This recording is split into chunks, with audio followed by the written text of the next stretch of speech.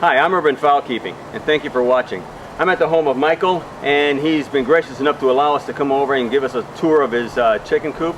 And I'm going to ask him some questions on why he did it and some tips. So here we go. Michael, thank you. No problem. So when did you get started and why? Oh, I probably had chickens for about 8 or 9 years now, and I grew up on a farm in the Ozarks and have wanted to kind of dabble in some of that stuff. Living in the city, it's kind of hard to do too much, but chickens are a good way to get started. They're kind of low key, under the radar kind of stuff. So, like I say, I've had them 8, 9 years, and I enjoy it. I've only been doing I've only had chickens for a year, and I have a small flock, and I really enjoyed it. It's a lot of fun. It's relaxing and everything. So the setup that you have now, did you build it yourself, or? Yes, I did. I started off with just what you see in the interior. That was kind of a self-contained coop with, I think, 3 hens. And after they were plans that I bought off the internet. And after I completed the coop, I realized that the guy who made the plans obviously had never actually built this because it was totally unusable. For instance, the roof that you see open here now, initially he had 3/4 inch plywood, a solid piece, and shingle. So when all was said and done, the side that you had to raise up to get to the eggs weighed a good 70, 80 pounds. It was dangerous, okay? So I re-engineered it, tore all the shingles off, cut the plywood in half, or actually got rid of the plywood on the front side and built a little frame and put metal roofing on it, which is an order of magnitude lighter. The chicken coop that I had, the same thing. I ordered the plans offline. I started building it, and it wasn't. I didn't see. There's no windows in it. Yeah. None at all. So I don't know how how they're gonna ventilate themselves. All right, Michael. Can you just go ahead and show us what you've done here? Well, as I mentioned originally, I just had the coop that you see inside there.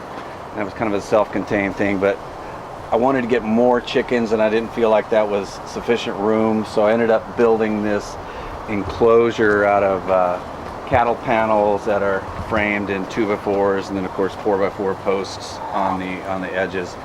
The cattle panels are really sturdy, so I don't really have to worry about dogs or foxes or even coyotes. We have coyotes here as well.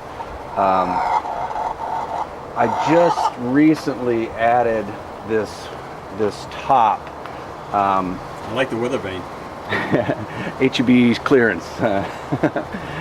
When I first built this, it was open, so I lost several chickens over the first couple of years of raccoons that, of course, just climb on over.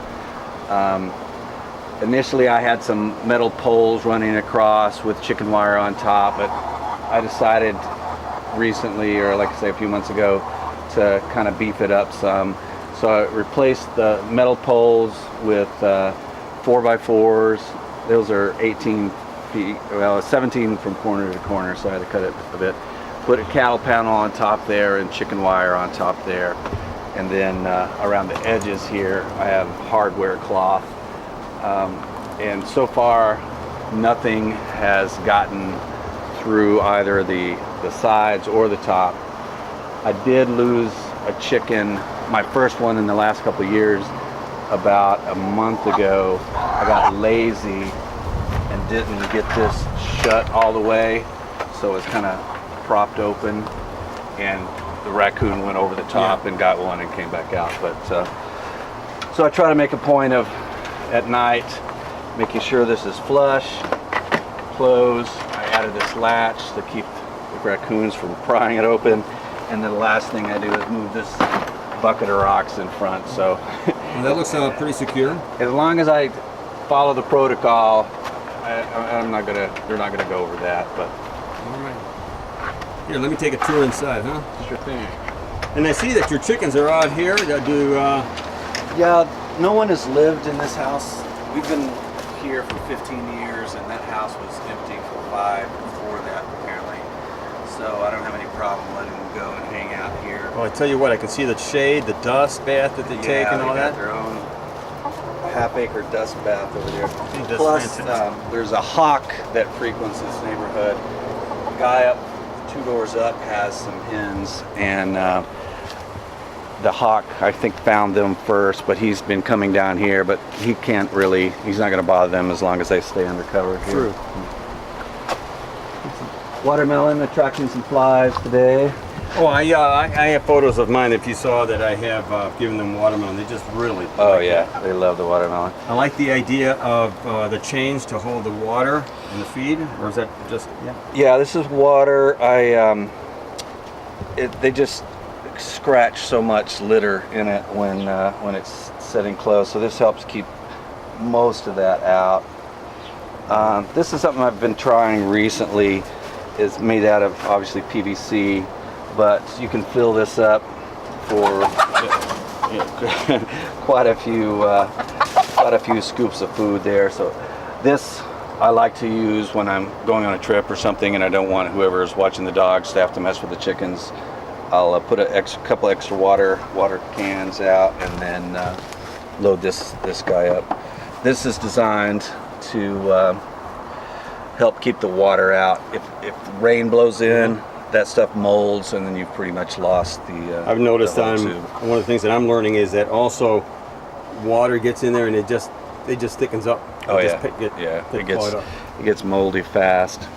So this, I keep this open all the time in the winter, or excuse me, in the summer. But in the winter, I'll close these down and then run a little heat lamp to keep it from getting too cold in there. But by and large, all of them sleep on this roost here. The only time really they go into this enclosure is when it's time to lay eggs. So sometimes they don't even do that. Sometimes they'll just lay them on the ground here. Go around, huh? Take a look under here. Yeah, this is really nice. I can see where you can keep them in here and keep them contained, and it really protects them. This is pretty good. I like it. Recently, I got 3 chicks, day-old chicks, this spring, and raised them in a little chicken tractor that I have. But when it came time to integrate them, the first couple of days, I closed them up in this bottom part here, so they would be together, but not on each other. Did that work out? I think that helped. It took about a month before they really integrated themselves, and the 3 new ones still kind of keep to themselves, but they'll now share food, eat the watermelon at the same time, kind of thing, and the older ones won't chase them away. So that worked out pretty well. Yeah. Michael, what since you've been doing this, what would you say is your big aha? What have you learned, and what would you do differently?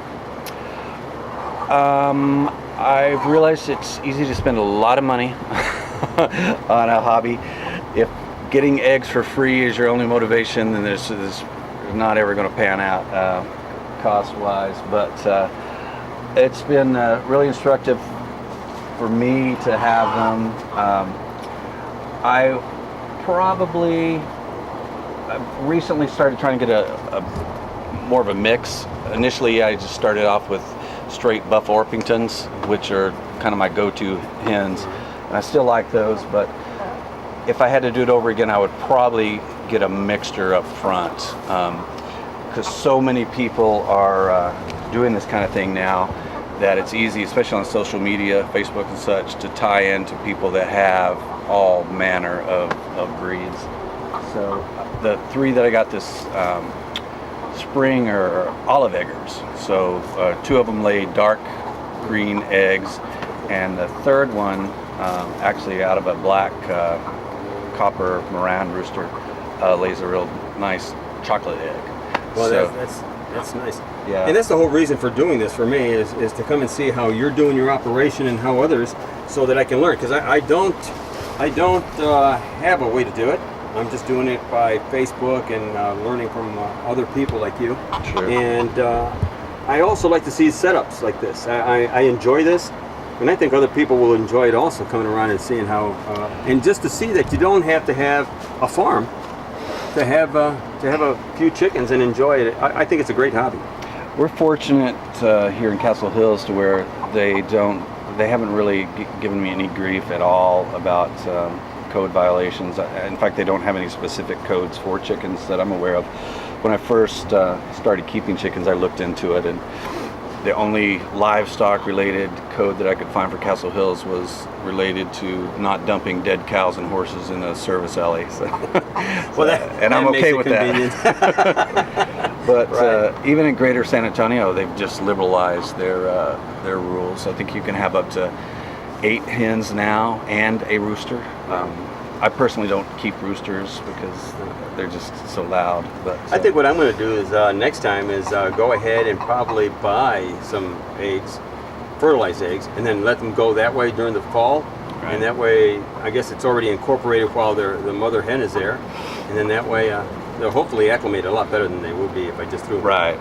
I bought an incubator this spring that I'm threatening to use soon. I just haven't worked up enough nerve yet to try it. But, all right.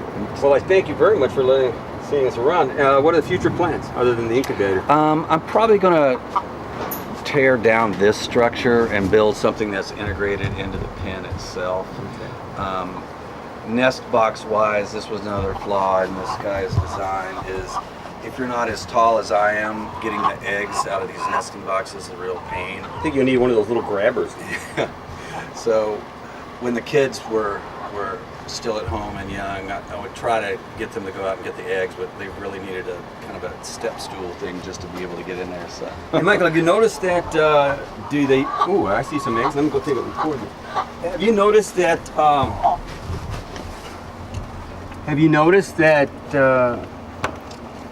here's the olive eggs that I was talking about. Oh yeah, that's really olive. Yeah, they're still a little undersized. I don't know if they'll get larger as they mature. They've been laying about a month now. Have you noticed that the chickens all seem to go to one box? Yeah, and it's odd. They just switched. Their go-to box forever has been actually that second one in. You can kind of see the discoloration there. But all of a sudden, this Saturday they moved down here. So yeah, I'm not sure why that is. I guess the lease was up. All right, well I thank you very much for letting me do this, and I appreciate it, and I know it's very hot. It is indeed. Yeah. It is indeed. All right. Well,